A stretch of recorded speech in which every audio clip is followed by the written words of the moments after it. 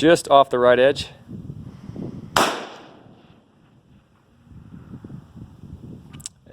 I think you hit it. Hit it, impact.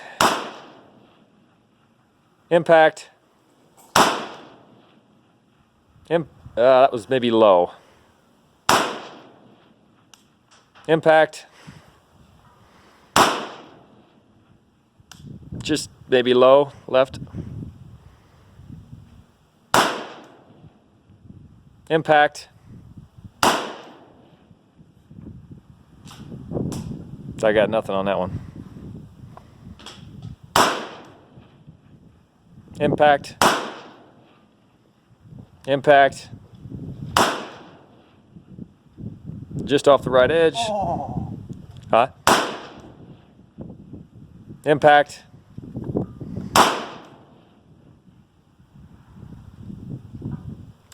Well, it sounded like an impact. Bottom right. Impact. Impact. Just 6 o'clock, bottom edge. Impact. Off the bottom right corner. Impact.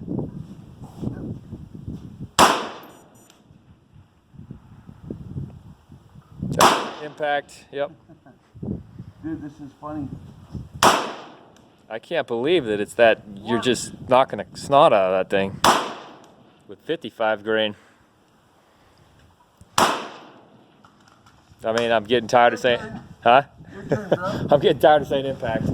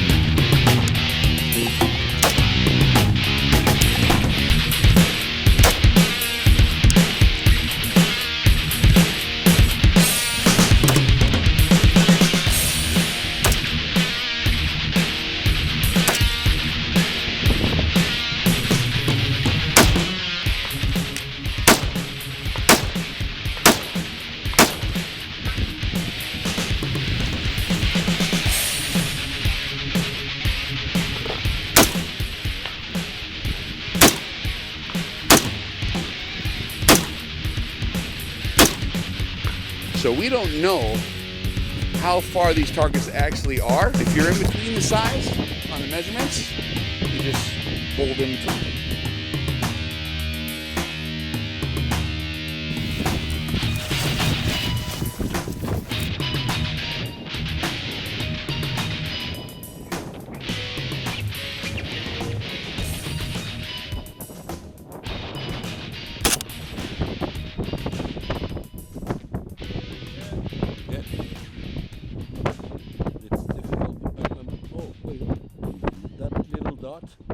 May help me. Now I see it.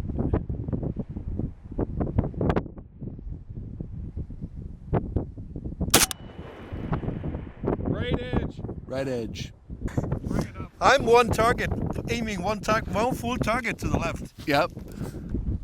Okay, spotter ready. Spotter ready. Shoot ready. Send it. Oh, no call. No call. Any visual?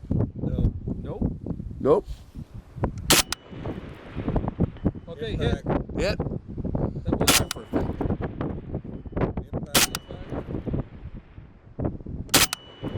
Hey, I didn't have time to tell you. Where was it going? Too fast. He's hitting it. Hit it. Yep. Yeah, I saw. I was I watching. told him to go nuts. I told him to get western. I saw it kicking every time it was hit, so I just kept on rolling. It's like a group that big on the left side of the target. Okay, so you're just on the left edge of the target and just over a couple inches right.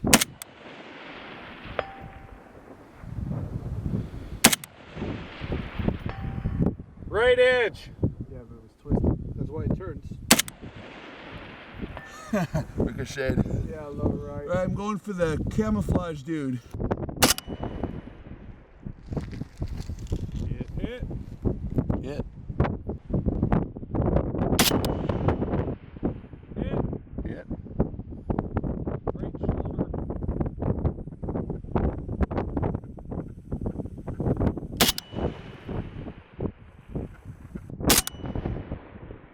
Hit. Hit. Pretty much center mass. Center. Hit. Right shoulder. Okay, that's it. It's okay. I mean, it's just an assault gun.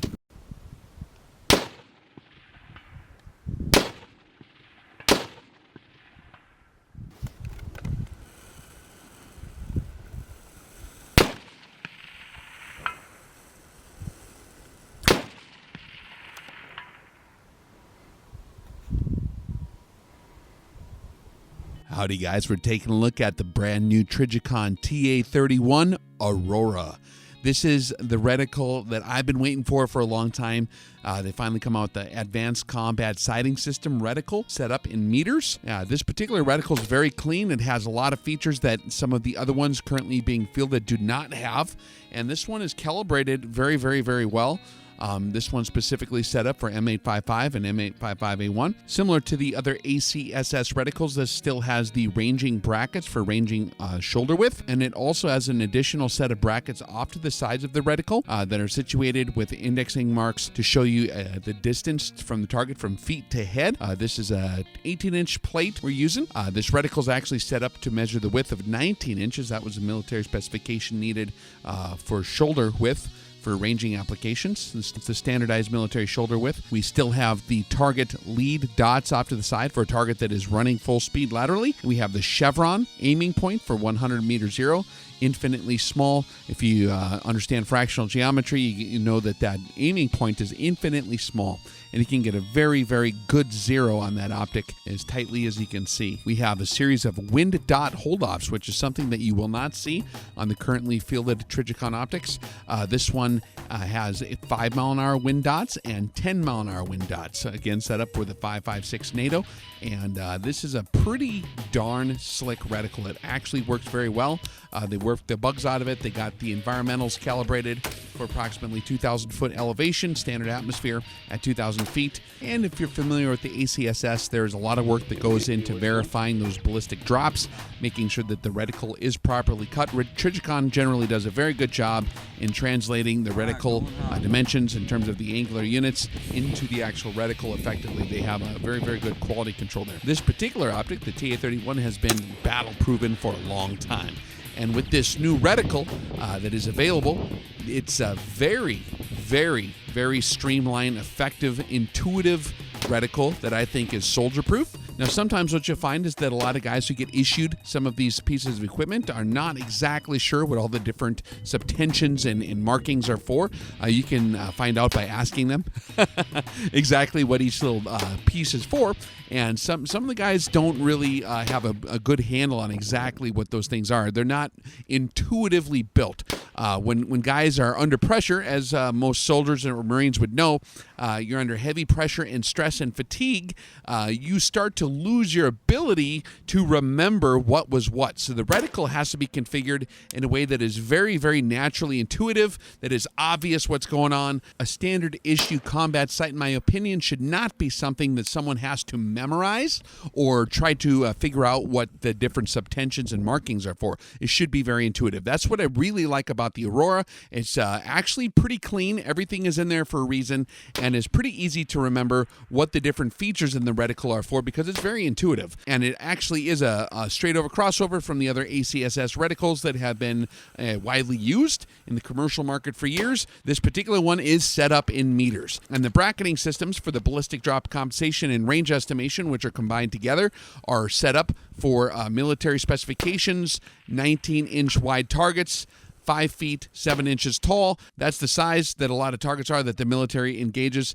particularly when you go overseas. So let's take a look at how this reticle is to be used in the real world. So for political correctness and expediency in explaining the concept, we're going to take a look at the Chupacabra, which is a horrible, mischievous creature in American folklore. Many of you have seen this on Unsolved Mysteries. It just so happens to be very similar dimensions to many of the targets that the military has to engage. A fully mature alpha male Chupacabra, as most of you probably know, is 5 foot 7 inches tall. That's the average height of those. Particularly in the third world, if you come to mainland North America, the Chupacabras, the alpha male Chupacabras might range more in that 5 foot 10 inch category.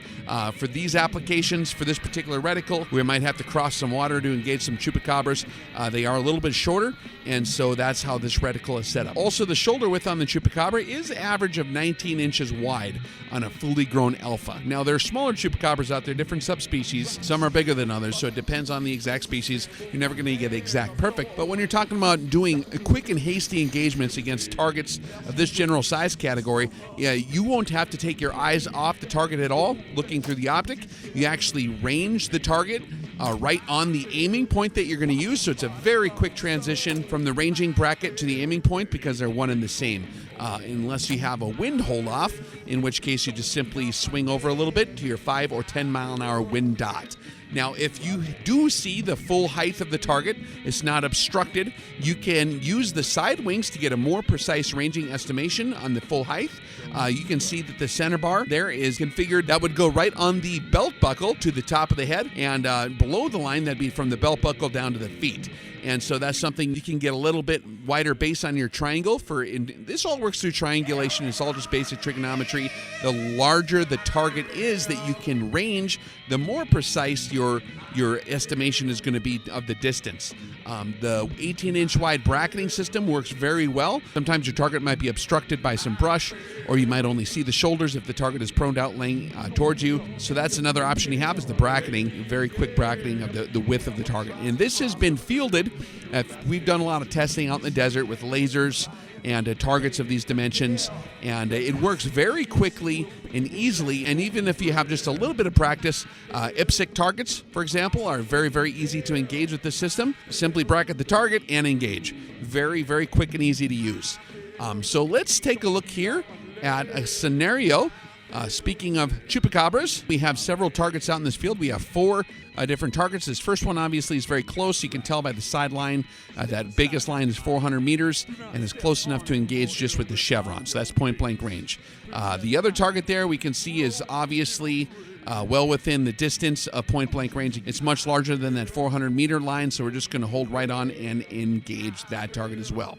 Now we're going to take out that third target. We're going to measure it. You can see that it is 400 meters away. It lined up at the 400 meter mark. Use the BDC compensation, also verify using a shoulder width. And then we're going to hold off here about 5 miles an hour to the left and for a wind hold off and engage that target as well. And now we are going to take a look at the farther target, which is apparently right around 700. And as you can see by the lines there, so we are now going to index on the 700 meter mark, hold off that 5 mile an hour wind hold off that we determined, or maybe 7.5 or 8 miles an hour, depending on how the valley is, and we'll engage that target at 700 meters. So as quickly as you can see the targets, bracket them, range them, you can engage them. There's no procedures besides that. You have all the dope you need in terms of wind hold off, etc. Very, very slick. I'm going to take a look at the second scenario here. We have a range of targets again. We have 3 of them this time. That first one is close enough. We're going to be able to just go ahead and engage it immediately. So this one we'll just hold right on and take them out. Maybe right between the eyes here. Boom, done. Okay, now we're going to range the second one out there. So we're looking at the side brackets if he's standing out there, and he looks like he's about, I don't know, maybe 400 or 500. He's bracketing right in at the 500 mark. So we're going to go ahead and use 500 meters as our range, and we will verify that by bracketing the target as well at the shoulders on the 500 meter mark. And there he is at 500 meters. The bracket looks like it's about the right shoulder width, and we're just going to apply the proper wind hold off here. And that first dot, that's 5 mile an hour wind hold off. and pop them. Okay, that one's down. Target down. Now up on the right-hand side, you see that other target out there. It's green. You might have to look a little closely. He's a bit farther out there. He's lining up at that 800-meter line vertically. And so we're going to also reconfirm that. We're going to get to the 800-meter holdover drop-off, and we're going to bracket the target's shoulder width. And after that, we will hold off on a wind dot appropriately and engage that little bugger as well. Very, very easy system to use. It's very clean, and as you guys know, in real life, targets aren't always painted white. They might be semi-camouflage like here. They're a little bit green. They're a little bit hard to see, and so that's something that you might need to know how to use, and you don't want it obstructed too bad as to limit your ability to range that target. You want something that's relatively clean, straightforward, very intuitive, designed to use, and very, very obvious to any user after a 1-minute explanation of how to use it. Anything beyond that is not going to be soldier proof. These guys are working very hard in the field. They're out there. They don't need to be thinking about math. They don't need to be trying to remember what different units are for. And that's what this reticle delivers best. It's a very intuitive design. You can hand this to a 9-year-old kid with a basic comprehension of marksmanship and explain how the bracketing works and how the wind hold-off dots work, and they're in business within 1 minute. There's very, very little training required to get them very deadly out to the max effective range of the cartridge this was designed for. And so really, if in overview, if you look at the 3 main reasons why people miss targets in a kinetic environment where targets are moving and animate, they are as follows. Basically, you're going to see that people miss targets because they are probably moving. This reticle gives you hold-off dots for a mover. Chupacabra fully laden with with body armor and weapon and all the stuff on, or other targets that the military has assessed to be threats, typically run 8.6 miles per hour is what they've standardized as their designation. That's what these lead dots are calculated for. And if you got a fully loaded out target running at full speed, it's very easy to have at least an idea of what's going on. Of course, targets don't always run exactly 8.6 miles per hour, but at least it gives you something to work with. And you can use your intuition to either ease up or give it a little more hold off depending on what angle of fire it is, what the range is, and how fast that target looks like it's running. But it at least gives you something. And so that's a heck of a lot better than just guessing, going back to square one. The second reason people miss targets is because they're far enough away to where the bullet drop is making them miss. And so range estimation is hugely important. And keeping your eye on the target is also a gigantic priority when you're talking about animate targets. The second you look down to look for your laser or try to do your mil calculation on an animate target, that target might be long gone by then. And then you'll have to reacquire it and re-range it. And every time it moves, you have to re-range it. So you can't really take your eyes off the target in a lot of situations. You need to be able to range it instantaneously. So having the ranging brackets, both vertically, to give you that longer base on the triangle, because you got more of a base there. That's basic Pythagorean theorem, stuff that's like basic trigonometry, not rocket science. Most guys understand how that generally works.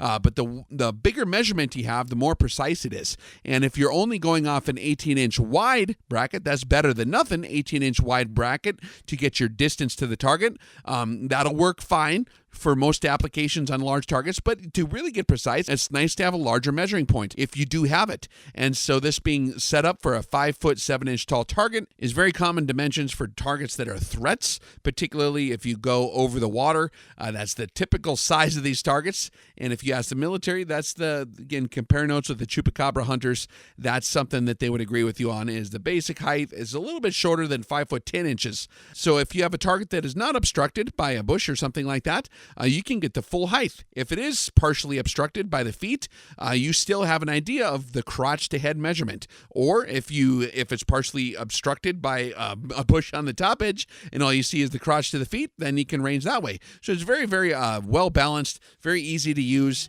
and gives you a lot of flexibility in your ranging and is instantaneous. And of course, if you do not have your ability to range it vertically, then you can use those shoulder brackets and get that. Also, this works incredibly well for steel, IPSC dimension targets. You simply bracket them in there and get right on targets. That takes care of your misses due to not knowing how far the target is and the drop. So it has ballistic drop compensation, which, by the way, if you really inspect this stuff and measure it out and do the math, a lot of those are kind of like way off. Even good old Trijicon, some of the other reticles are a bit off in terms of the bullet drop compensation actually required at standard atmosphere for most conditions. Some of these guys maybe didn't think to go above sea level. Most engagements do not happen at sea level. It's continental interior is where most people are at. In a lot of these chupacabra rich areas, you could say. And so that is something that I think is very, very smartly designed on the Aurora, is that it is calibrated for 2,000 foot. And so you get very precise hold-offs mixed in with your ranging ability. So you can very quickly and accurately actually engage a target. Upon testing of many other reticles, that's a detail that a lot of people miss, and it's incredibly important to make sure you have your atmospherics kind of built into the thing, at least for an average atmospheric density at the continental interior, which is usually at least a couple thousand foot elevation. It'll get you a lot closer than stuff that's calibrated at sea level, okay? The other reason people miss after they got their range figured out, and if they have their movers figured out, is the wind. The wind is that other major factor, particularly at these kind of distances, that's going to make you completely miss the target. And even a 5 mile an hour or a 10 mile an hour wind is plenty enough to throw you completely off the target by several target widths at least. And so this is something that is easily adjusted for in the ACSS Aurora. You have your wind dots, 5 mile an hour and 10 mile an hour dots. Of course, you can extrapolate outwards if your wind is a little bit more than that, or in between. You can interpolate between those dots. If it's in between their 7 mile an hour, you just kind of hold halfway between the dots. It gives you an aiming point. That's the main thing. A lot of the other reticles have absolutely no wind hold off. That is something that's very difficult for people to guess on, particularly if they don't have a huge amount of experience or multiple thousands of rounds downrange logging their wind hold-offs and memorizing it. It's just so nice to have an aiming point there, at least something to start with that is giving you a good quantitative correction for known wind speeds, something to work with. And so that's awesome. This reticle has the 3 big things nailed down. It has the full combination of the main priorities you're going to need to engage targets at unknown distances immediately. A lot of the other reticles, you're going to see that they have one of these features and subtract another one. They might have one feature, they might have 2 of the features, but they're not going to have all of them. This particular one is nice. It has all that stuff in it. As your ballistic drop compensation, your ranging vertically from belt buckle to head. It has your ranging of a full height target. It has your ranging from shoulder width. And it has that Chevron aiming point, which is an infinitely small aiming point. If you talk about fractional geometry, you can get a very, very, very good 0 that way. It has your target leads, so you don't have to guess on that. And then it also has both a 5 mile an hour and a 10 mile an hour wind hold-off correction. Incredible design, something that you guys should definitely check out. If I was to equip my own personal security detail, my Amazonian guards, if you will, on my own private island that I will someday own, I would opt to use this optic. This is very, very simple to use, very, very intuitive, and very accurate. And you can see in the videos, it was just way too easy from 0 to 800 meters, and also being available in the metric system, which is universal for militaries across the world. It's just pretty darn well configured, guys. I really dig it. And of course, the venerable TA31 optic is something that you guys know is already very well battle proven, particularly if you know how to get it set up. That's one of the challenging parts about the TA31. Typically, you're mounting these things with a thumb screw. A lot of folks don't read the instructions. You want to tighten the thumb screw till it touches and then go 1/4 turn more. You simply need a 1/4 to do that.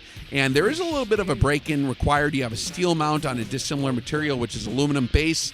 And there is a little bit of wiggling that takes place and a little bit bit of deformation of that aluminum to where that mount totally grabs in, rubs into the finish, and in terms of internal ballistics is completely settled on the rifle. Also, the turret mechanisms on the TA31 Trijicons are very small. The little springs are small. Sometimes it takes a little bit of break-in. Once you know how to properly set up that optic and it settles into its zero, it's a very effective optic. It doesn't take long to do that if you know how to do it. If you don't know how to do it, I would strongly recommend coming to an RX seminar or an RX DMR course. We talk about the proper setup of these optics. Also, if your atmospherics do change a little bit, or if you're running slightly different ammo or a slightly different barrel length, these reticles are still highly effective if you know how to employ median range zero. That's something that we show you how to do at the Rex Defense courses. You simply zero it at median distance, and it'll be a tiny bit off, just a tiny bit off at point blank range, and a little bit off at the maximum range, but for the most part of that trajectory curve, the bullet path is going to intersect with where those BDC marks are on that optic. You hold on and it's gonna hit the target. And so that's something that if you know how to zero these properly, you can make sure that you've corrected for your actual atmospherics and muzzle velocity variation depending on what weapon system you might be running.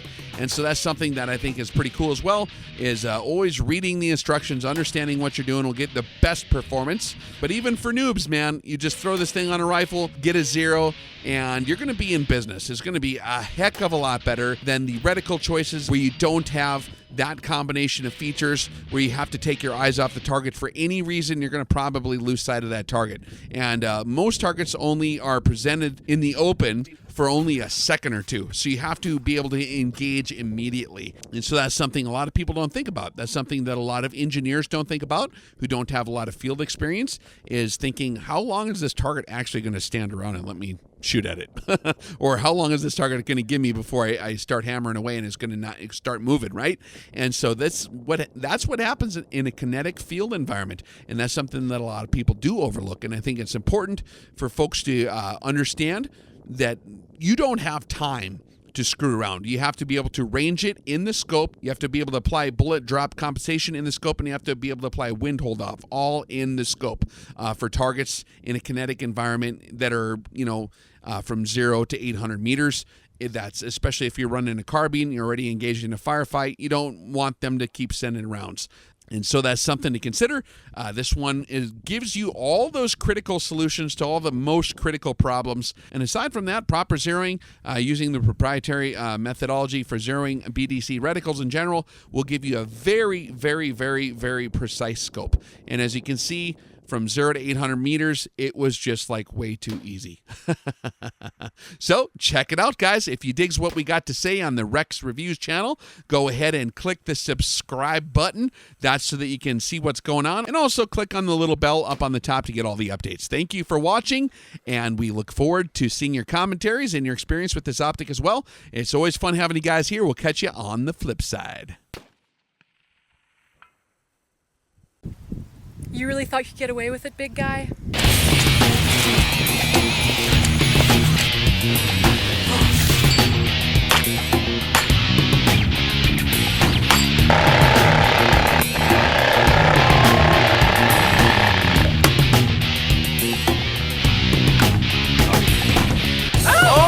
You got it. Alpha 9 or Tango 1-3, this is Pirate Lizard King. Indexing hasty solution for 7.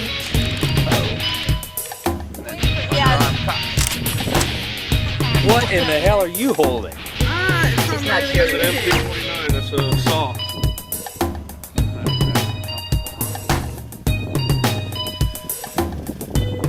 Target's got good cover. Look for danger space for a headshot at TRP-5.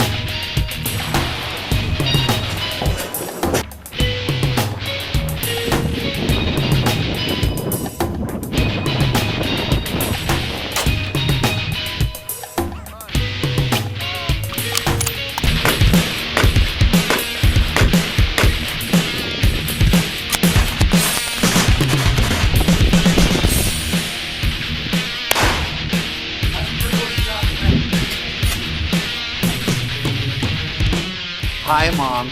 It's me and my pals. Say hi, guys. All right, thanks, Mom. Yeah, dude. Oh, man. You're shorter than I expected. These are super.